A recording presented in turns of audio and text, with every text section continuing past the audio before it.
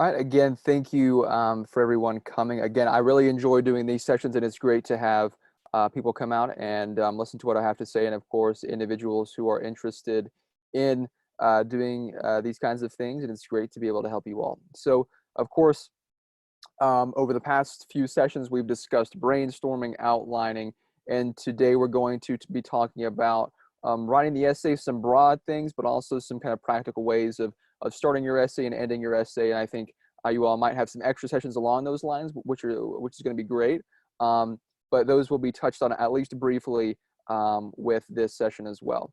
So as an overview of what we're going to talk about, we're going to do some review because I think that's important to remind us of where we're at. We're going to discuss how to begin your essay, some things to note, some things to do and not to do as you are writing your essay, some tips on ending your essay, and then we can, of course, answer some questions as you all have them. All right, so as you'll remember from the first session, brainstorming is vitally important. And we talked about how this is going to help you write. It's going to focus your writing. It's going to make writing much more easier. Now, the other thing that I want to point out that I didn't point out explicitly in that first session is that brainstorming will give you many ideas to work with. Oftentimes with revision and different things along those lines, we'll have to maybe scrap a specific idea. By having a brainstorming session and doing multiple exercises and laying a lot of things out, what that's going to allow you to do is have a backlog of things that you can pull from if one idea doesn't work out. So again, brainstorming is crucial. If you haven't done it, make sure you go back, listen to that session, and do some of those brainstorming exercises. But we also talked about outlining, right? Outlining is a process of processing that brainstorming session into making it concrete ideas so that we can write those brainstorming ideas into a structured essay. And of course, just like brainstorming, this will narrow your writing, focus your writing, and make writing a whole lot easier. Of course, we talked about the 4 kinds of essay writers. If you're an A or C essay writer, a narrative structure is for you. And that's if you have a significant challenge that you're going to be writing about. If you don't have a significant challenge that you're going to be writing about, then a montage structure is for you. And we discussed what a narrative structure looks like for A and C type essays. We've also talked about the basic elements of a narrative structure and how you can use that as a way to outline your story, how you're going to tell your story, and of course, how you're going to connect that to a career or to the person you are or want to become.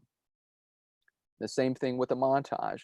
We've discussed these different kinds of montage structures, how you can work within them to fit your specific needs, especially if you don't have a challenge that you want to work with and you don't have a career to connect it to.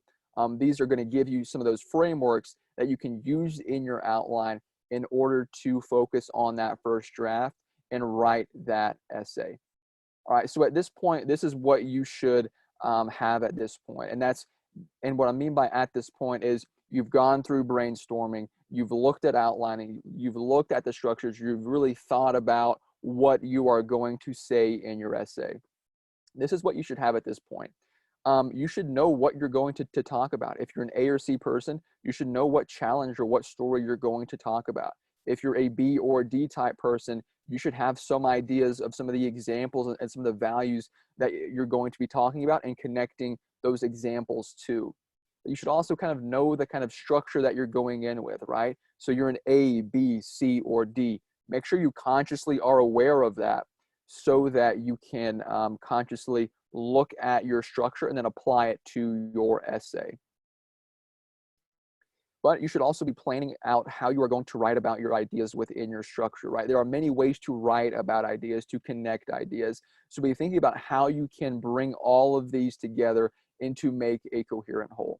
So with that in mind, what is a first draft and what does that look like, right? So a first draft and really the whole essay writing process up to this point is, I would analogize it to a group of researchers looking into inventing some kind of new thing, right? So they've looked at the product, they've looked at the need, they're developing these ideas, they maybe drawn out some diagrams about what this is going to look like, how this is going to work, and they're basically ready to put the thing to work. And the first draft is essentially the model or the prototype after they've done all this research. And in essence, it's a proof of concept. In basically, it's showing that your idea will actually work, because oftentimes we have an idea like, oh, this is going to be great, but when you start writing, you're like, wow, I did not realize that I really don't have a lot to say about this. And so that first draft is crucial in order to get these ideas onto paper and show that those ideas actually work. And then with that, of course, what that means is that with a first draft, obviously, in the same way that there is a prototype, there are going to be revisions to that prototype. If a car manufacturer is making a car, that prototype is not going to be the one that we are going to be driving, or at least hopefully if they're doing their job. And so the first draft that you are going to write should not be the essay that you send into your college, because there will be revisions, there will be redesigns, because you're going to read it, modify it, see what works, and see what doesn't work. And so in the same way that a prototype is going to be revised, so will your first draft. Now, what that also means is that you shouldn't obsess over every single detail in your first draft, right? A first draft is a proof of concept. Can you write about this idea? Can you make this idea coherent? Can you connect the ideas within your essay to what you want to connect it to, right? So again, the first draft is a prototype, a proof that this idea actually works.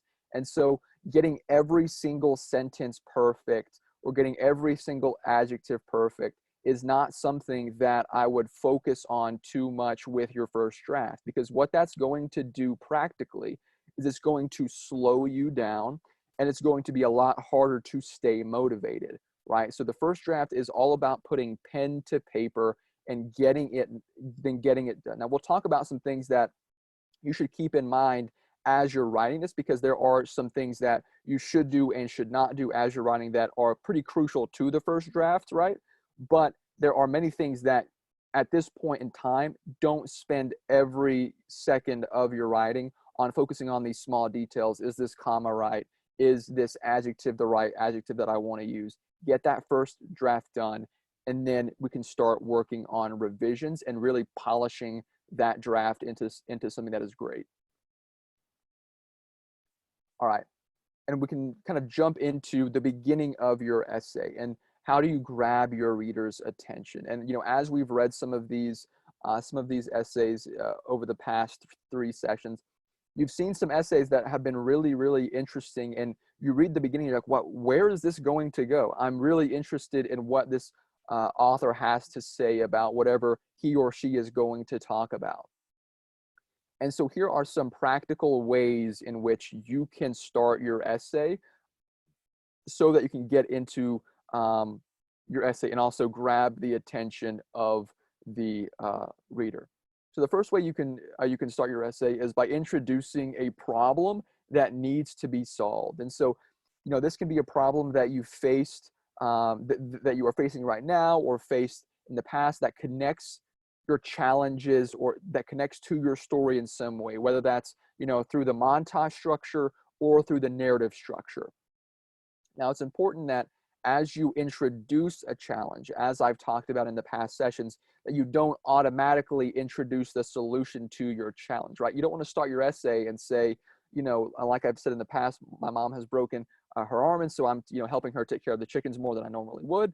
And so I wouldn't start an essay if I'm writing about that in some capacity. I wouldn't start, my mom broke her arm, and so I started to help her with the chickens, right? Like, I wouldn't start with that. I would talk about the challenge of breaking her arm, what that means for our family, how does that work? And then I'll go into the solution, or what I did, which is all about, me helping her and helping our family cope with, I mean, it's not a big issue, but cope with the idea that my mom has a broken arm, right? So again, make sure that you keep these things distinct, the challenge from the solution to who you are today. Now, here's an example of something that can really grab your audience's attention. And of course, each of these examples will be accompanied by some each of these strategies will be accompanied by some examples that we can use in our own writing.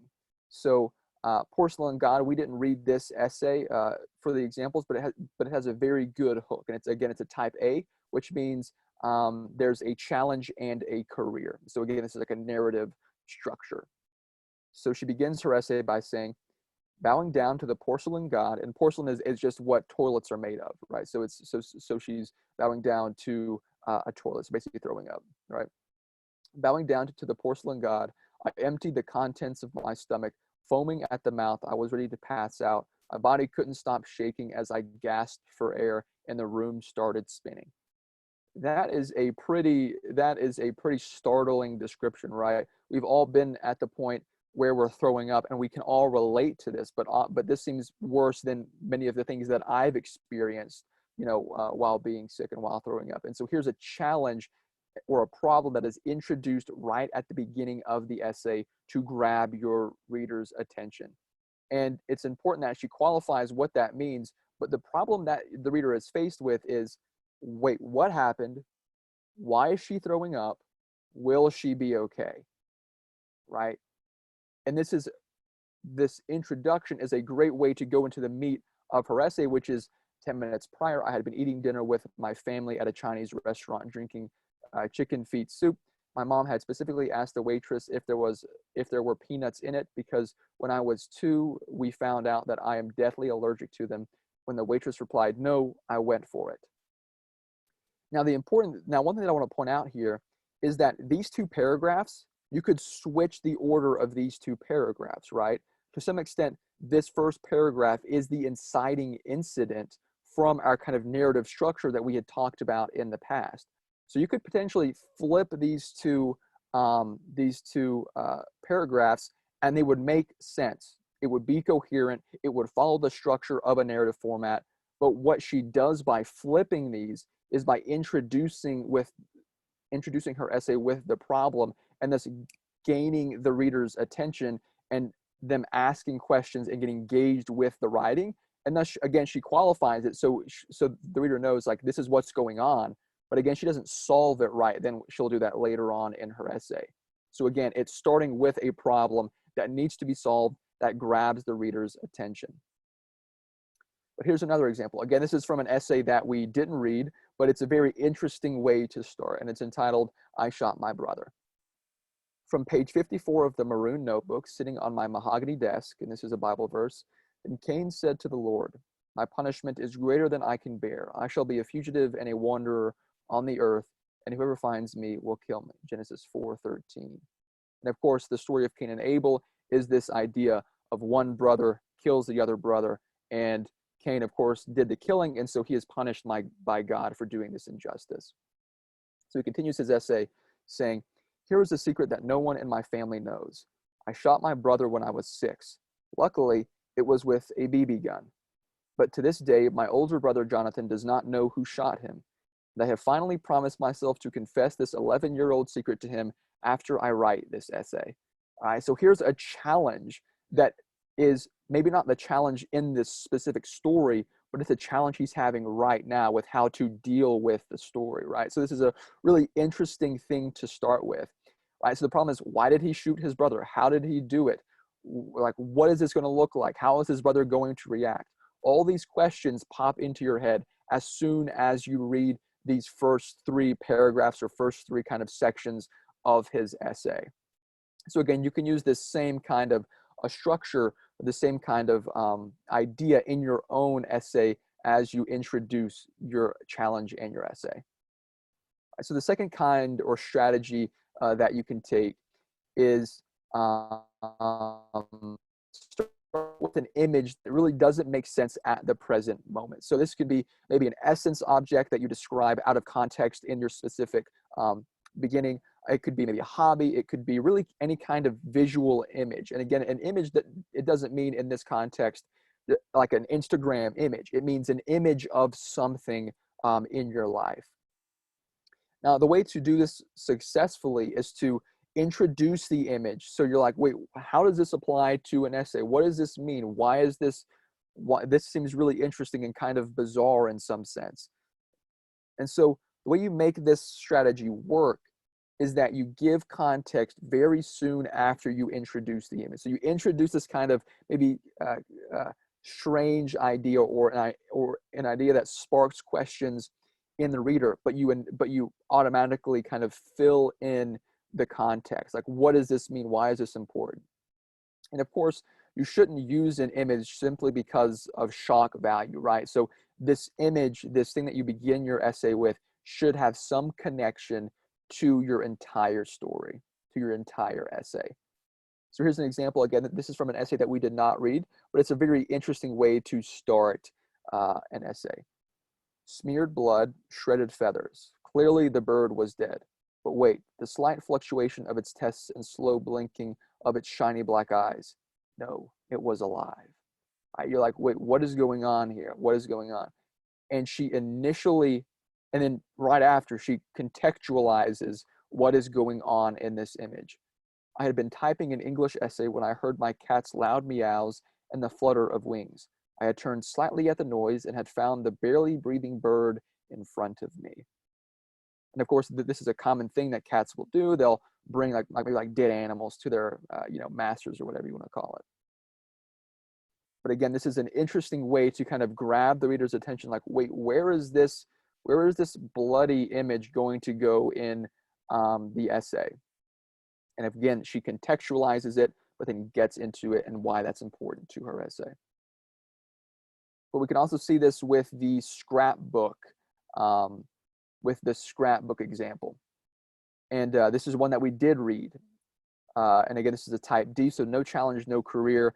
Again, her focusing lens for the entire essay was this scrapbook that she was able to incorporate her different values into. And so here's the image that she starts off with in this first paragraph. I look at the ticking white clock. It's 11 at night, my prime time. I clear the carpet of the Sony camera charger and the faded Levi's. The last week's statistics homework.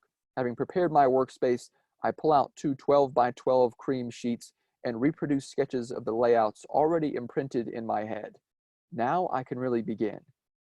If you just read that, and of course you might read the title and know, okay, this is a scrapbook, but if you were to just read that specific first paragraph, you really won't come away with, oh, I know what this is going to be, because this could be a number of things. Maybe she's an artist and she's drawing something out. She could be planning something out.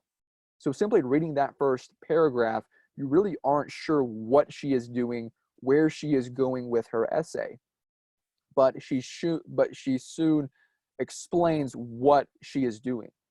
I leave a 1/4 inch border as I cut the first paragraph, which I then adhere to polka dotted paper. For sophisticated touch, I use a needle and thread to sew the papers together. Loads of snipping and pasting together, the clock reads 3 in the morning. I glance down at the final product and feel an overwhelming sense of pride as I brush my fingers over the many layers and pages.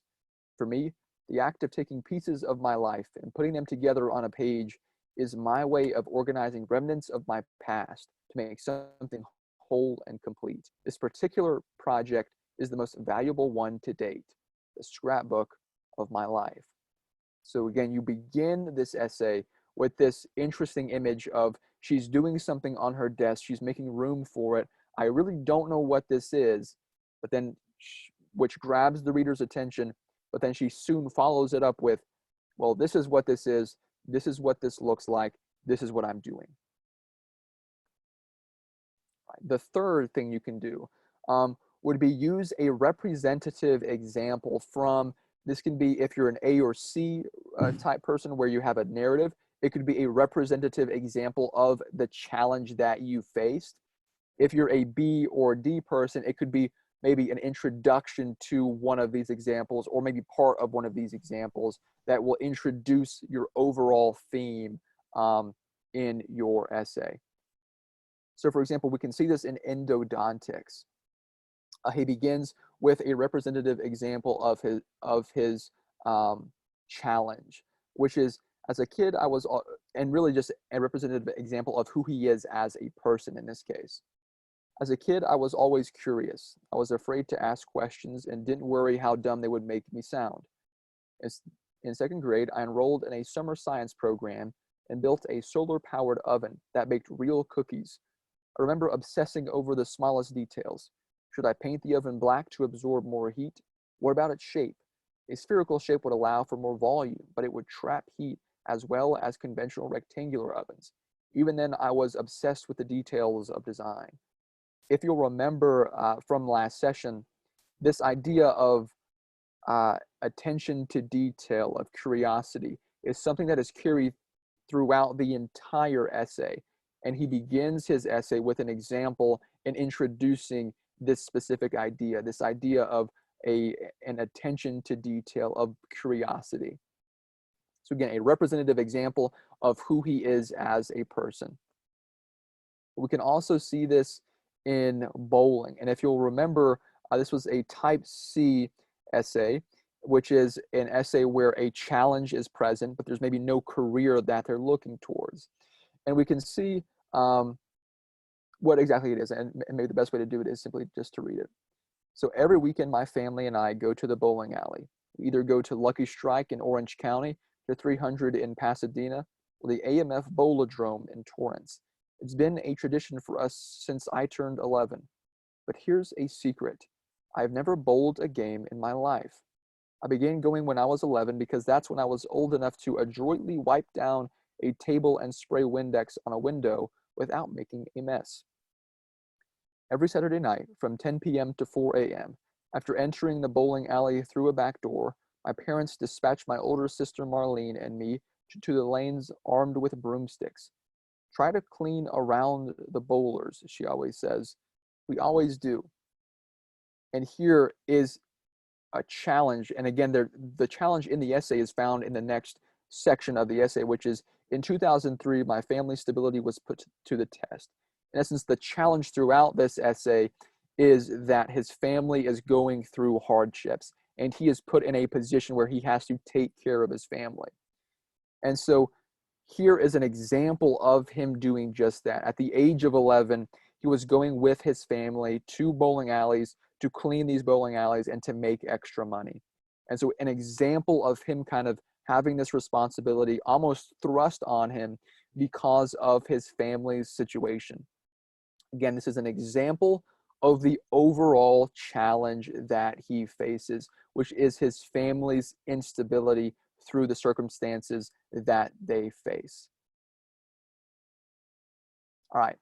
Now, since we've gone over those three kind of broad ways that you can start an essay, there are some things to remember as well as we kind of look at essay writing and as we look at beginning your essay. The first is that, especially as you're writing your first draft, do not obsess over how to start. Don't overthink it. Oftentimes you'll maybe begin writing your essay and say, oh, my essay needs to change in this way or this way. Thus, if you spent, hours and days planning out an introduction or a start to your essay, that might have to be changed because your essay is going to change. And so at the time in which you are writing your first draft, it's great to have a great, start to the essay. But remember that that is, again, likely going to change. And so don't put all your eggs in that basket. Don't say this is going to be my start to this essay no matter how this essay evolves, because your essay will evolve over time. And that means that both the beginning of your essay and the end of your essay are going to evolve with it. And so feel free to start very, very simple. Even, after revisions, maybe a good way to start your specific essay is with a simple beginning. In the essay, Breaking Up with My Mom, here's a simple start to the essay. I stare into my cappuccino to try to avoid looking at my teary-eyed mom, who had just found a hole in her favorite bright pink floral print scarf. This is a great way, this is a very simple way to introduce an essay in which is the main theme of which is this idea or conflict with her mom and how to navigate that relationship. Again, very, very simple, but an effective and easy way to start an essay of this kind. All right, so now let's look at the actual essay itself. And here are some things to remember as you write your essay. The first is that show, don't tell, right? And I've mentioned this throughout the sessions that I've gone through, is that the important thing here is not to simply explain, what you believe, but to explain who you are, but show who you are through specific examples in your essay. Now, this can happen before or after you say that you embody a value. And as we've seen in the past, you can even convey a value without even stating it explicitly because it's so implicit in the description of the events that you're going through. But remember that you always need to have these concrete examples to explain why you embody that value. And that's why those brainstorming exercises are so important. The essence objects, the way you describe essence objects is going to show how you feel about those essence objects.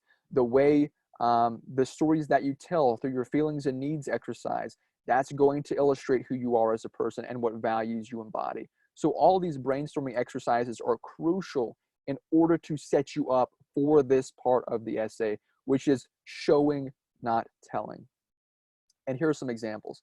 Endodontics, which was about how an individual wanted to become an endodontist, a dentist. And again, this is a type B essay, so there's no challenge, but he has a career in mind for his future. And so the value that we are looking for is curiosity and attention to detail. Now here in this specific part of his essay, he doesn't say it explicitly in this section, but the way he describes what he is doing, the way he describes this story is very indicative of the value of curiosity and attention to detail. In high school, I moved on to more advanced projects, teaching myself how to take apart, repair, and customize cell phones. Whether I was just adding the flex cords that connect the IPS LCD to the iPhone motherboard or replacing the vibrator motor, I love discovering the many engineering feats Apple overcame in its efforts to combine form with function. Right? So he talks about the events, the actions that he took that embody this idea of curiosity and attention to detail, about taking apart, repairing, and customizing cell phones. And so his actions lay out this value, but also the way he describes these things also point to that reality as well. If we look at the last sentence, he says, I love discovering the many engineering feats Apple overcame in its efforts to combine form with function, right? Engineering feats, this idea that this is something that is amazing to him. And then he talks about form with function. This is something that is, talked about often when you look at engineering, it's combining this form and function. And so it's this idea where he's bringing in examples, but the way he's talking about these examples also illustrates the values that he has. Now, in addition to talking about show, don't tell, it's also important to bring home why this matters and why this specific example matters, why this specific point matters, but also why this entire maybe story matters. And so you ask yourself, so what? Why is this important? Why does this matter? How does this apply to the message of your essay? And you do this throughout your essay and make sure to do it at the very end of your essay. And let's look at some examples.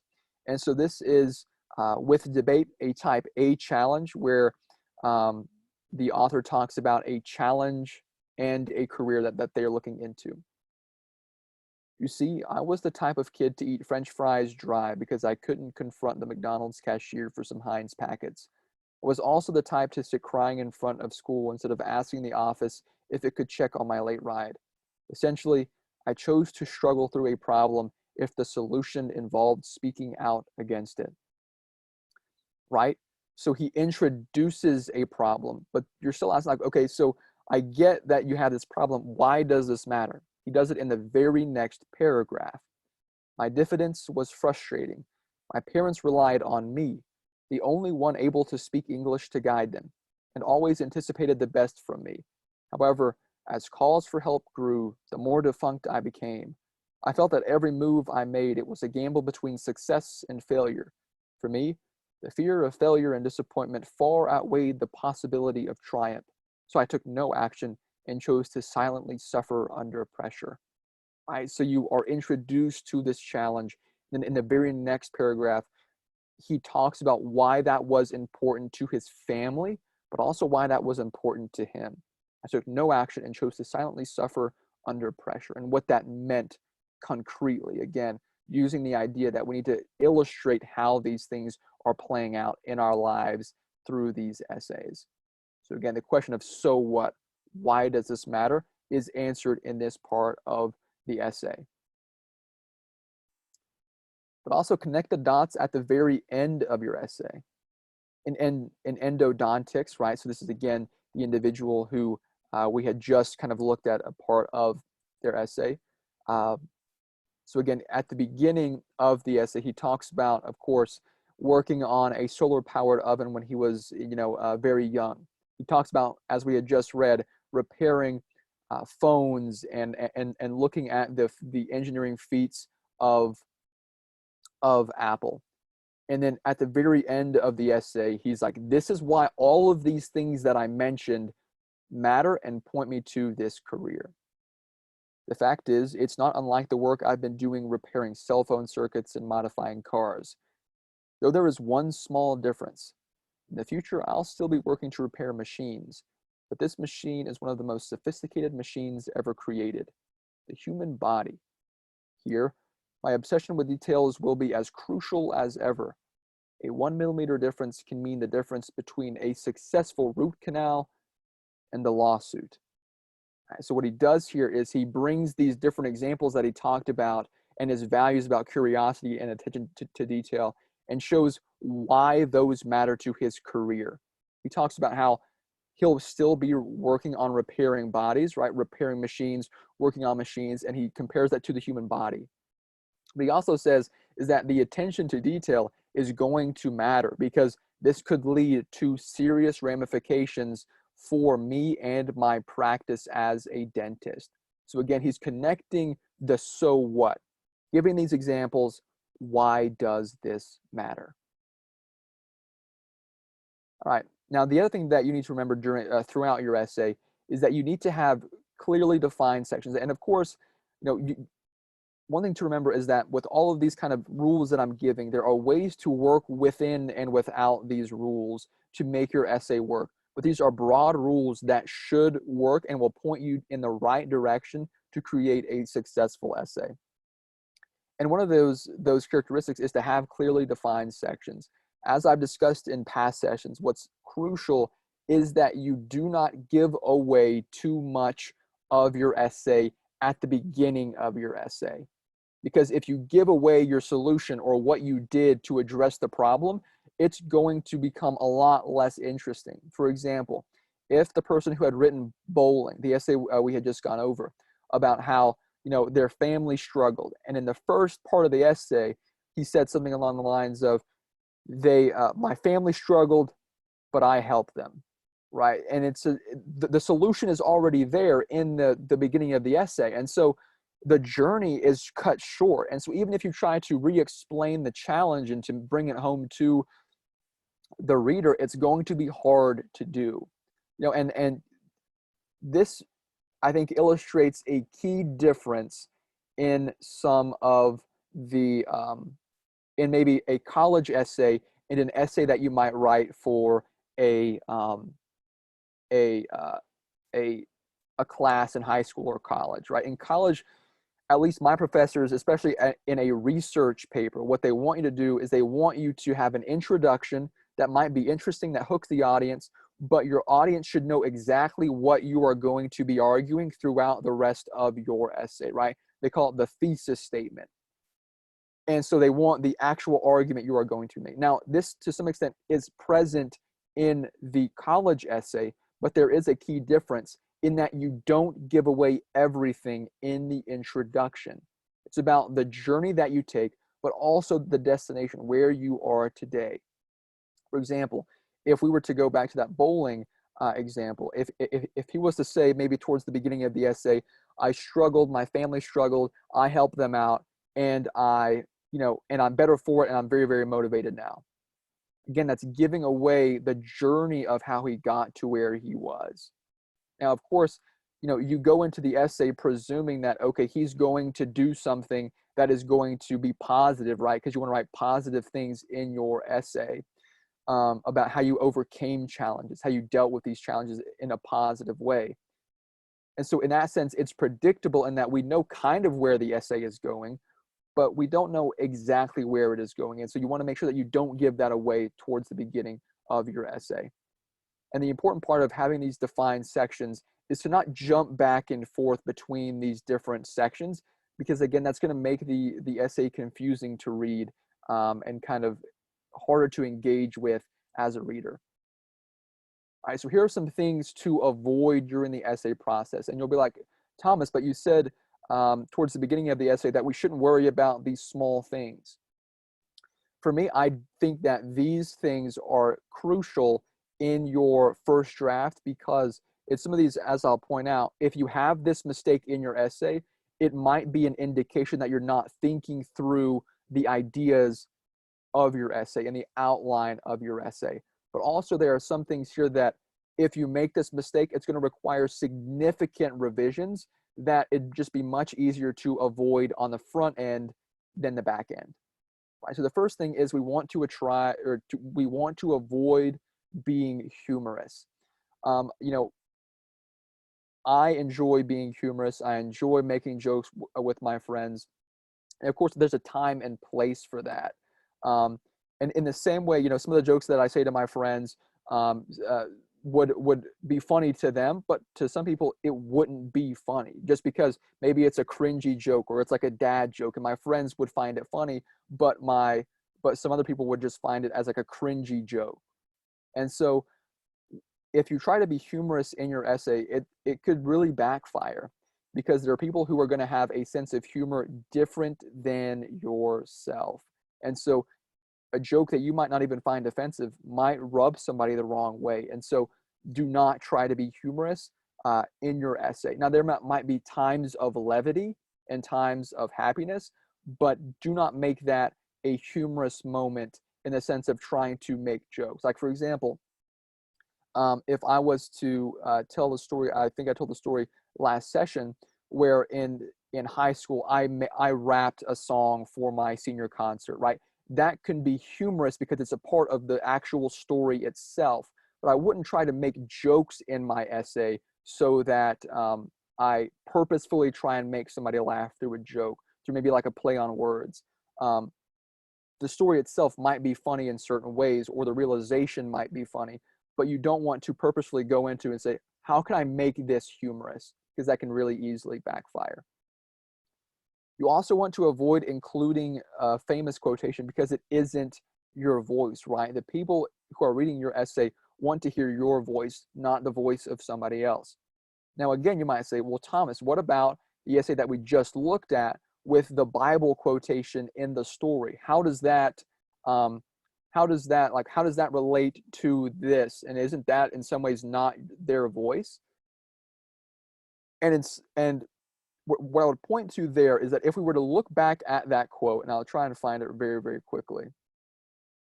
If we were to look back at that quote, then Cain said to the Lord, my punishment is greater than I can bear. I shall be a fugitive and a wanderer on the earth, and whoever finds me will kill me. Genesis 4:13.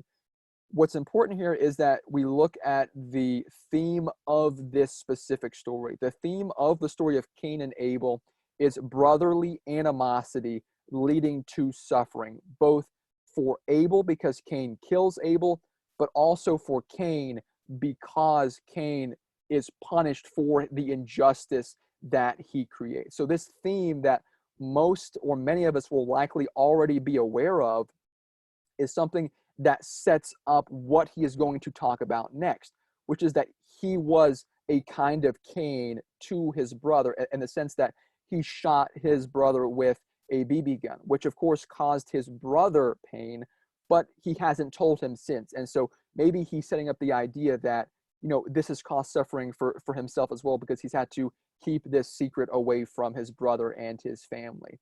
So we can see how this quotation or this snippet of Genesis is something that actually introduces a theme and the idea of this essay. But additionally, this Bible verse is not something that is common, right? So this shows who he is as a person, somebody who is well-read, somebody who knows not only pop cultural references, but also some kind of more literary, philosophical, even religious ideas as well. So again, that sets up who he is as a person. So here we can see that this quotation introduces a theme and illustrates who he is as a person.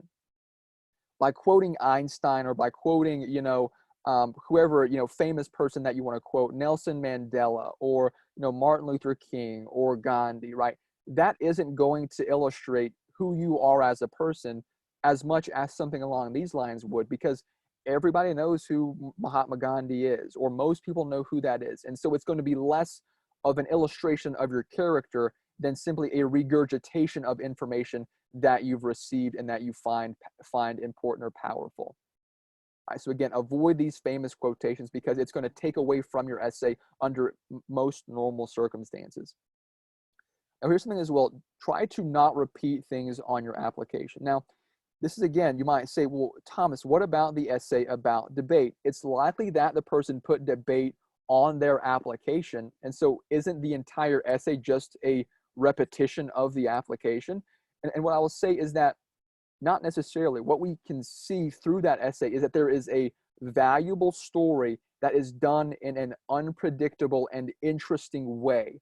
Thus, though in some cases they repeat the application, it's done in a very interesting way. And so it's not simply a regurgitation of the application where you talk about how and maybe something that would be the opposite of a good essay in this department would be the theme of your essay is, I've become a better person. And then you talk about all of these different experiences that have made you a better person, and they're just taken from your resume, or they're just taken from the things that you mentioned in your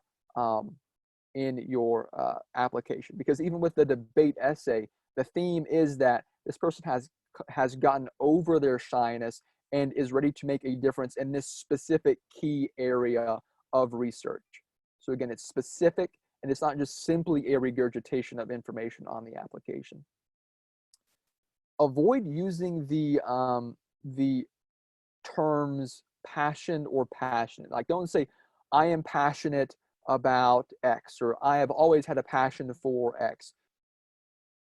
And much of the information on the slide is going to be on a slide in your kind of Google Drive that you can find. And so much of this is given there as well. But this is going to be said by many authors, and it's just going to be repetitive. And you might as well just avoid saying this at the beginning of your essay so that you don't have to worry about changing all of these sentences from passion or passionate. And along the same lines, avoid using some of these common words and phrases. So for example, some of these are, from a young age, the world we live in today, I have a thirst for knowledge. These are all things that many people say and often. And so if you say this, it's again going to take away from your essay. And so you might say, well, I don't know if this is a cliche. And as I mentioned in my last session, what's important to do is trust your advisors. If your advisor says, hey, this might be a cliche, or this is a cliche, you might want to, or really you should, change the way you phrase that in order to make it not a cliche, to make it more interesting, to make it more exciting. Of course, I mentioned this in my first brainstorming session, which is number 6. You cannot cram as much information as you want to in your essay, right? As I've said, we have years of experience that inform our stories, who we are as people. But a 650-word essay is not and will never be enough for you to tell your story with as much detail as you might want to tell your story, because there's a lot that's happened. There's challenges that have occurred. There are details you want to include. But the reality is that you cannot do that. If you'll remember back to the scrapbook essay that we read last session, in that essay, the author basically covers a specific topic or a specific example in a sentence, right? They talk about their grandparents in a sentence. They talk about their cousins in a sentence. They talk about, their trip to Cambodia in a sentence. They talk about their trip to Guatemala in a sentence. All of these are stories that have a lot deeper elements that are very meaningful to this author, but because of the constraints of the essay, you have to cut some of those out and be realistic as to what you can include in that essay. Also, you want to avoid starting too many sentences with I, because this again becomes repetitive, and this is something that you can kind of nip in the butt before you have to do multiple revisions after your first draft. And again, if you're finding it so hard to not start a sentence with I that you become discouraged, what you need to do is stop worrying so much about those details. And so again, this is a hard line to walk, but it's one that you have to kind of figure out for yourself, which is, I need to write the best essay that I can in the time allotted, but I also have to make accommodations for my own personality, the way I deal with working in this environment. So if you are someone who is a perfectionist, who you find it very hard to leave mistakes in your essay, leave things that you think you need work on, you might have to make a sacrifice, or you might have to say, okay, I'm going to have to work harder on the first draft than many other people are going to work on their first draft. I know I find myself in that camp where I have a hard time letting go of some smaller mistakes or some areas that I find that are weaker in order to focus on the big picture. But oftentimes I have to force myself, whether that was when I was writing a speech or writing essays, to say, okay, this section seems kind of weak right now, but I have these other ideas that I need to get to, and I can come back to this with fresh ideas after I've written these other sections of this essay. But again, these are things that you should be looking at and kind of watching out for. And I'll go back to number 4 for just 1 second, and number 5. If you find yourself getting into the trap of using these cliches, using the word passion or passionate, as I mentioned at the beginning of the explanation to this slide, what that could mean is that you are not thinking through your examples, that you are not thinking through your essay. Because if you keep getting into these patterns, it means, or it could mean, that you're just having a hard time digesting, or you haven't digested all of the ideas that are percolating inside your head. And so if you find yourself in that camp, take a step back, think about your brainstorming session, and think through some more of your ideas, outline some more. One thing that my professor always says is, he says, if you're ever writing an essay, you need to take time and walk around and just talk to yourself. And I have done this before too, where I'm writing an essay, I'm stuck, and so let's say I'm in the library of my university. My campus is very small, so I can walk around my campus in maybe like 5 minutes, or 5 to maybe 10 minutes.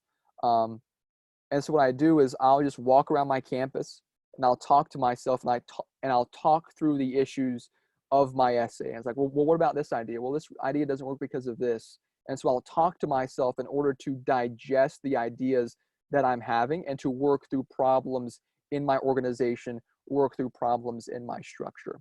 It takes discipline, but it's something that, you can do, and it will be very, very helpful. All right, so once we've written the essay, let's talk about ending the essay. So a good ending is both surprising and inevitable. So it's something that you get to and you're like, oh, that's really, really interesting.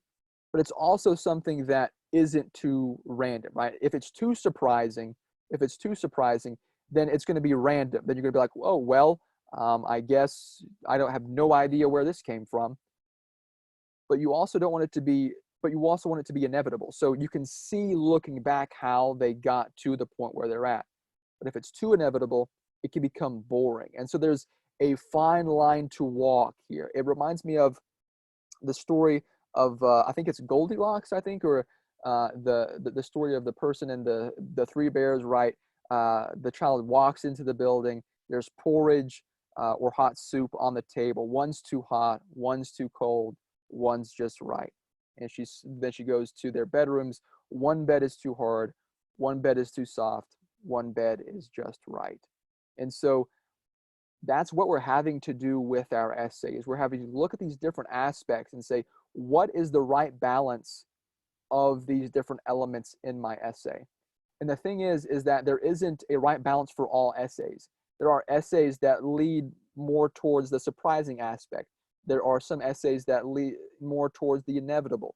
And so where you lie on this spectrum of surprising to inevitable is going to be based on your essay and your story. And so you're going to have to navigate that as you write your essay and as you revise your essay. But here are some examples. So of course, endodontics, right? He talks about these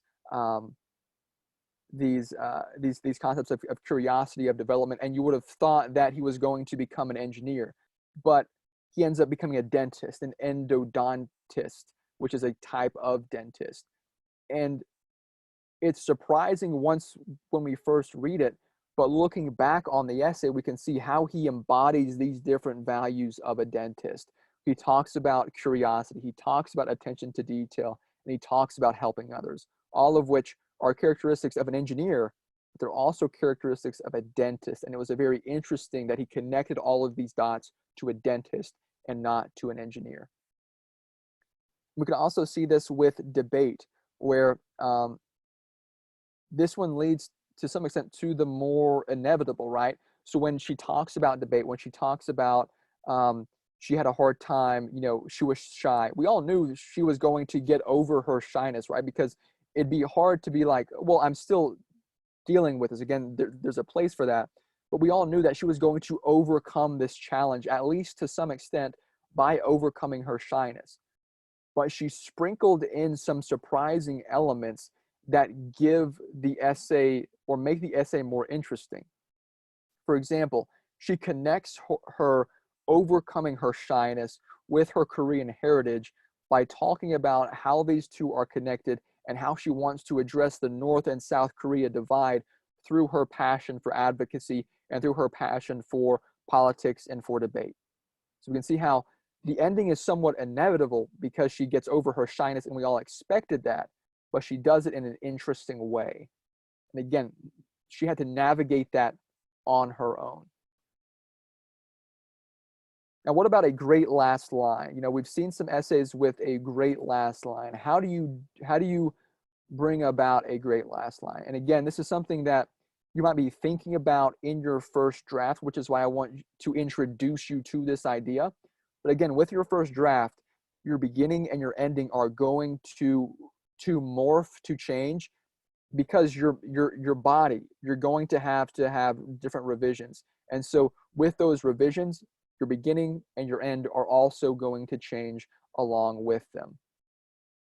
So here's an example from endodontics. Again, type B, no challenge, but has a career. A few years later, I designed my first pair of shoes, working for hours to perfect each detail, including whether the laces should be mineral white or diamond white. Now, an interesting, and then so he mentions that just kind of like offhandedly in the essay, but he connects back to that at the very end of his essay by saying, after he said he wants to become a dentist, he says, the question is, will the toothbrushes I hand out be mineral white or diamond white? And so what he does here is he returns to an earlier moment in the essay, but from a different perspective, right? And in the first time he mentions mineral white or diamond white, it's in the context of him designing his first shoe. But the second time he mentions mineral white or diamond white is in the context of him being a dentist and handing out different colors of toothbrushes. So again, somewhat similar, but from a different perspective, which makes it interesting. Here's another example. So with bowling, right, the essay that again, type C, challenge but no career. And I won't read the first part because we've read a lot of that earlier in this session. But he talks about, again, going to the bowling alley and cleaning the bowling and never actually getting to bowling. So then he talks about, you know, different challenges that he did, how he overcame those challenges. And then he ends the essay with saying, I know that one day I will not take my family to a bowling alley to clean it, but to enjoy it. But who knows, maybe one day I'll learn to bowl. And so again, it's connecting something that you mentioned earlier in the essay with the end of your essay. And so it's the same kind of idea where he's going to a bowling alley, but from a different perspective, where at the beginning of the essay, it was to clean it, the end of the essay, to enjoy it. right? So that's two different perspectives on the same thing. All right, so at this point, you can start writing, but we need to ask the question, when you're writing, there might come a point when you feel as though you need to start over. And the question is, when do you start over when you get that feeling? Now, there's really no way to quantify the feeling of doubt that you need to have in order to restart your essay. But the time to start over, to either rewrite a draft or to go back to brainstorming, is whenever you feel that you should. Now, with that in mind, put a pin in that, because you need to weigh the costs and benefits of restarting, but also of your own doubt. Because I think it's so easy to be caught up in, it being hard to write an essay, that you begin to think that you can't write an essay. Simply because it's hard to write an essay does not mean that you cannot write an essay, or that you cannot use the idea that you have. And, there are serious consequences to starting over. You're going to be restarting, obviously. It means potentially going back to the drawing board on brainstorming, outlining again. If you've had multiple drafts, it might be to some extent a restart of those multiple drafts. And so again, it's something that you don't want to do. Now, the way you avoid that to a large extent is through brainstorming, getting those ideas on paper. Brainstorming is going to allow you to have a lot of ideas in front of you. And so hopefully, if you do that correctly or adequately and thoroughly, what that's going to allow you to do is look at all of the ideas, or a lot of the ideas that you have, and say, which of these is the best idea? Which of these is the best way to approach this specific challenge or this specific essay topic? And then once you have that idea, or at least you think you have that idea, then you can go to outlining, where you consciously reflect on, how am I going to write this essay? And then you might be like, okay, I'm seeing some holes here, some things that I don't know how to address, what this looks like in practice. And you're like, okay, I'm going to power through. I'm going to write this first draft. And then it might become apparent in the first draft that this is not a workable idea. But it could also be like, oh, this is workable, but there are some things that I need to change. And I think this is kind of doing this kind of internal dialogue might be hard for someone who hasn't written many essays. But again, as I mentioned in my last session, you need to trust the people who are helping you. So that includes Rashawn. All the people that are helping you have had experience writing essays, reviewing essays, working with students on these essays. So if you have a doubt, coming to them is a good way to kind of alleviate that doubt as well, because that's going to allow them to be like, okay, yeah, maybe you do need to rethink some of this idea, or maybe scrap the idea entirely. So that does occur. And what that means is that in the same way that you should not be afraid to revise, because revising is a part of the normal process of writing an essay, there are times when you do have to start over. And so, yes, that is going to suck, but it's also a part of the normal writing process. And so if you're trying to make an essay work that you know is not going to work, that's not beneficial for you. It's going to demoralize you, is going to waste your time, and it is going to not set you up for success. So there's a time to start over. Of course, avoid that as much as possible by doing these things on the front end of your essay writing: brainstorming, outlining, first draft.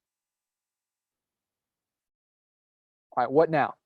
So at this point, we've kind of gone over starting your essay, some things to avoid, some things to include in your essay, some examples, and maybe some examples and ideas of how to end your essay.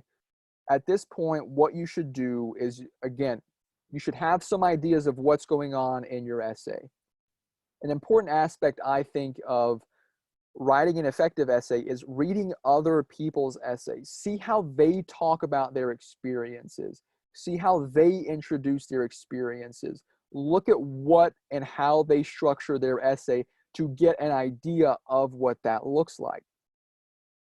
One thing my English professor told me that has always stuck with me is that she says, if you want to write good poetry, you have to be familiar with what has happened in the past. If you want to be innovative with poetry, you also have to do that as well, right? Because poetry is a creative process. And there are people who have done and written amazing poetry in the past. If you want to write good poetry, you need to be familiar with the techniques, with the devices, with the topics they have covered in order to know where, the history of poetry is today, so you know what to build off of and where new ground is. I think that's an important part of writing college essays and writing really anything in general is reading examples, because you shouldn't directly copy things from these essays, because that would be in some sense dishonest, but you should use some of the techniques that they use in order to write your own essay. And reading these essays is going to be crucial for doing that. Once you've read these essays and you have more of an idea of like, okay, so I have this idea, I have an idea of how I'm going to outline it, how I'm going to write it. I've read these essays. Oh, that's a very interesting structure. Oh, here's a really interesting way to approach an experience. Here's an interesting way to approach a challenge.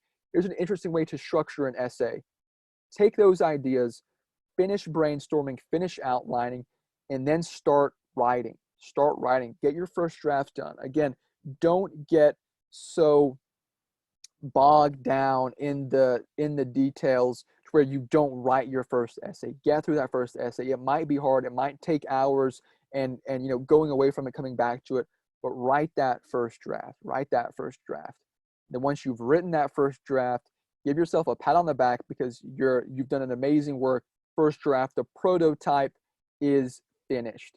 But now you need to get ready to revise, get ready to see where your prototype fails and how to make your prototype better.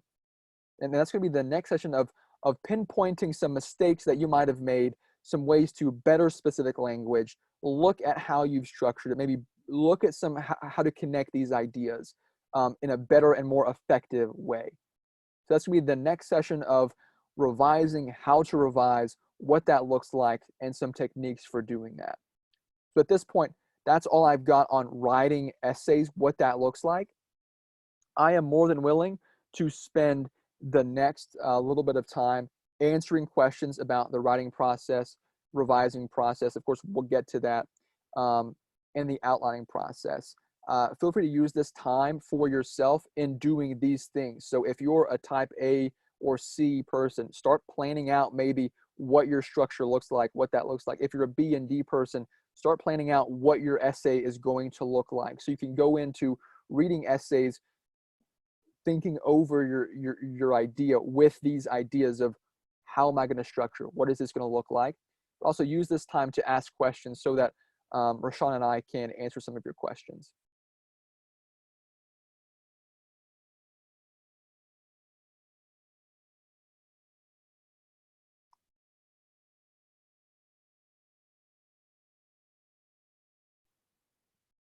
Well, I appreciate you joining us for the first time, but yes, Rashawn will send you the link, so that shouldn't be an issue.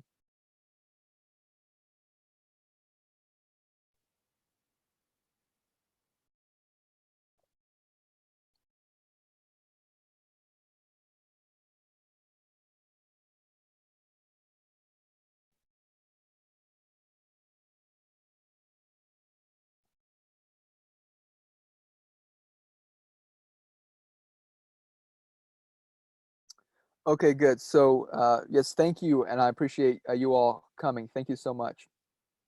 So somebody asked, how are we sure what kind of a person you are, A, B, C, or D? So here's the two questions you have to ask yourself. And you know what? I'll go back to that slide just to make it clear. All right. All right. So here is the way you look at yourself. So here's the question you need to ask yourself. do I have a significant challenge that I want to talk about in my essay? If you have a significant challenge, then you're an A or C person. If you don't have a significant challenge, you're a B or D person. So once you've kind of categorized yourself into those two columns, ask yourself the second question. Do you know what you want to study, or do you know what career you want to go into the future? If you do know what you're going to do in the future, then you're an A or B person. And if you don't know what you're going to do in the future, you're an A or C person. So use the process of elimination. Let's say I have faced a significant challenge. Well, that means I'm in the first column. I'm either A or C. And let's say I know my career. Well, I could be an A or B person, but I'm in this left column, so I'm going to be an A person. And I've kind of laid it out here for you, so it should be relatively easy to kind of categorize yourself into one of these four categories. Read the description and see, does that fit you? Does that fit you? And if you watch some, hopefully you'll be able to watch some of my previous sessions, but an important aspect of a challenge and what a significant challenge is there a challenge that is significant to you that you want to write about? If you are passionate about that challenge, if you have a lot to say about that challenge, that could be a viable, significant challenge. Because oftentimes, I know when I was writing my essays when I was in high school, it was hard for me to think of a significant challenge. And of course, that might not be your experience. This is just my experience. It was hard for me to kind of think of what a significant challenge was. And so doing those brainstorming exercises that I lay out in my first session, and that you can find through Ethan Sawyer, are going to be critical in finding out what your essay looks like, what content you are going to include in your essay. But great question. Thank you for asking it.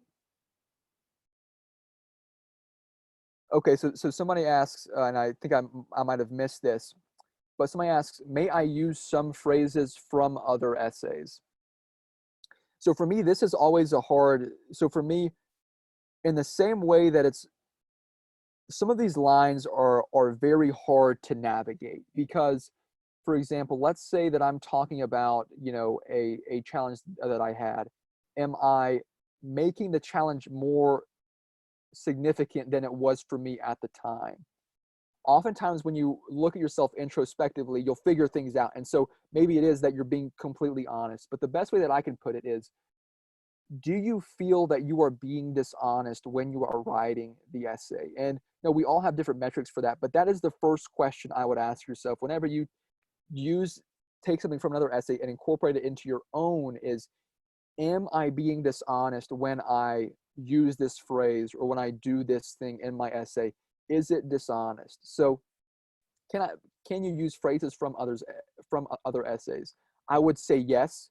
And I think that might be a necessary way of writing your essay, because there are only so many phrases that are effective phrases, right? So, I mean, there's a lot of them, obviously, but there are ways, sometimes a specific phrase fits the situation the best.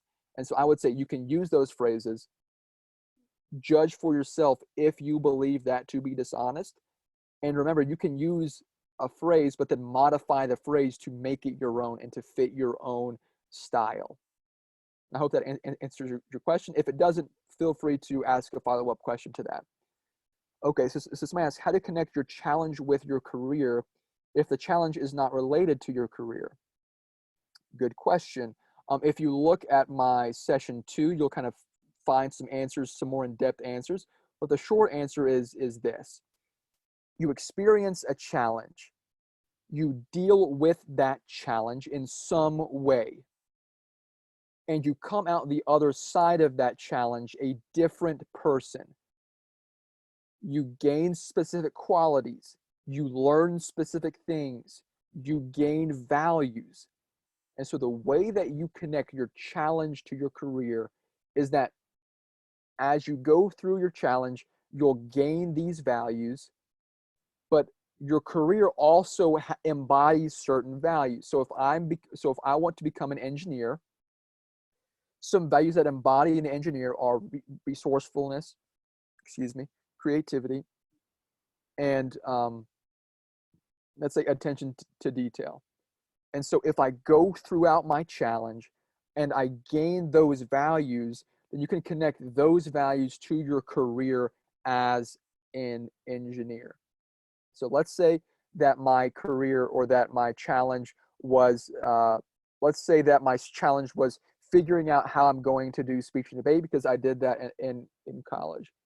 And so I'm talking about my challenge, and I come out the other side with a passion for advocacy, an ability for public speaking, and an ability to work in collaboration with other people.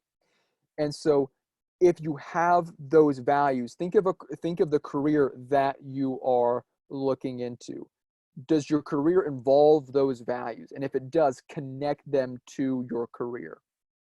And sometimes it can even be more interesting if, on first glance of the values that you gained from your challenge, like how does that connect to your career? If you could explain that, then that can be a very interesting way of writing an essay.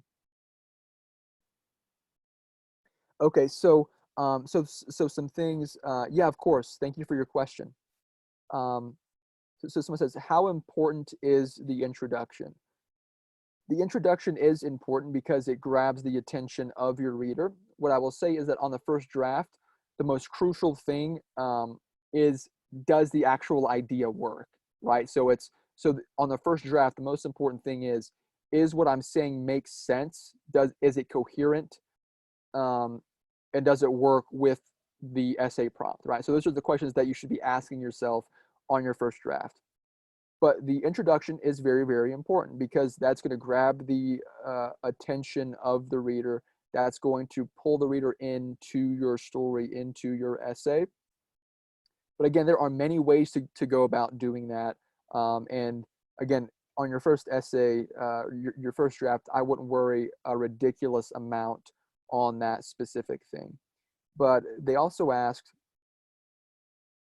when are the most common mistakes, or what are the most common mistakes that students make? So I'll be going over many of those during the writing process, but you can see on the slide what some of them are. And there's a great handout in your Google Drive that I'm sure Rashawn can send out. But there's a PowerPoint, and it's entitled, let me actually get this because I have it pulled up. It's entitled, let me see if I can pull it up very, very quickly. It's called Writing Your Personal Statement, Do's and Don'ts. And it really goes through many of the things that I talked about and some other things that you should and should not do. And these are common mistakes. And so I would talk about, I would look at those for a more complete list, but those are some of the things that you should avoid.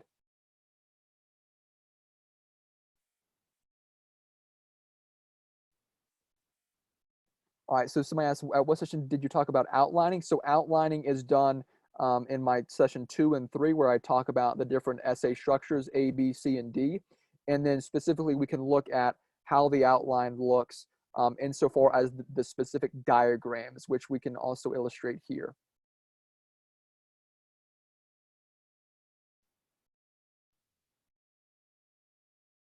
Right, so we have a challenge. This is how a type A and C essay structure might look like, and some ways of completing it. And then we've also got a type B, and this is how it might be organized as well in these 3 sections, and these sections can interplay with one another.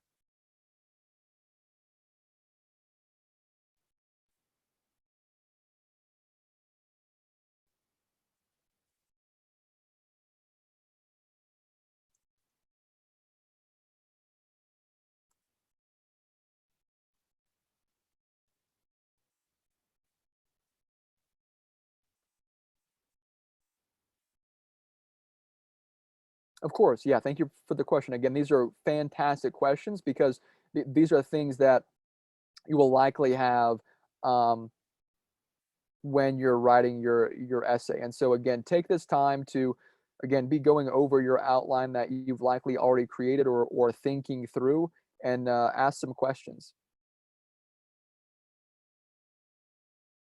So yes, so somebody asks, can our essay be undecided about career? Absolutely. If you look at session 3, we talk about what that looks like, right? And if you don't have a career, um, you're either a C or D type essay writer, right? In type C, you have a specific challenge that you want to talk about, and you'll write a narrative structure about that challenge, connecting it to who you've become or who you want to become.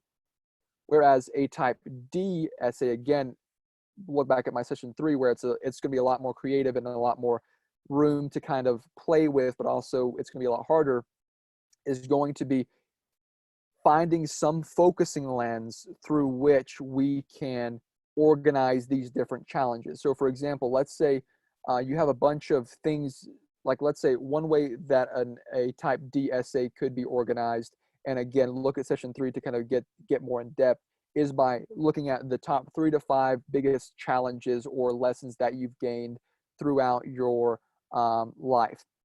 So you have these 3 challenges, organize them around some central principle. So for example, the example that I gave in that essay was, let's say, here are your 3 biggest life lessons. One of your life lessons is that was you gained um, from the first time you were able to pick out your outfit to go to school, right? That was a big moment for you because it was kind of getting responsibility, and you wanted to make sure that that outfit or whatever it was perfect. That's your first lesson. The idea of attention to detail, making sure things are perfect. And you can tell that in a very interesting way. All right, second life lesson is that maybe you were bullied or somebody else was bullied, but you didn't do anything about it. And so you learn that I need to stand up for people and for myself. Here I didn't do it, but now I want to do it, and here's me doing it. Your third life lesson, or I mean, that's your second life lesson. In your third life lesson, you gained from training your dog, and you learned, how to lead a dog, and how to, it takes patience, it takes, leadership, it takes attention and all those different kinds of things. That's your third life lesson. All right. So you have these 3 life lessons that you're like, how am I going to connect these together? The way you connect them together is through some kind of common theme or principle, which is that, let's say, these 3 life lessons have made me into a perfectionist advocate who wants to be a leader. So you're somebody who advocates on behalf of others, with others, helping them, but you do it in a way that is very, it's focused on the details, but also you want to be able to lead individuals and help those individuals out. So here we have these life lessons that are connected through a common theme of who you are as a person. That's one way to do it. Again, I go more in depth on some different strategies in my session 3.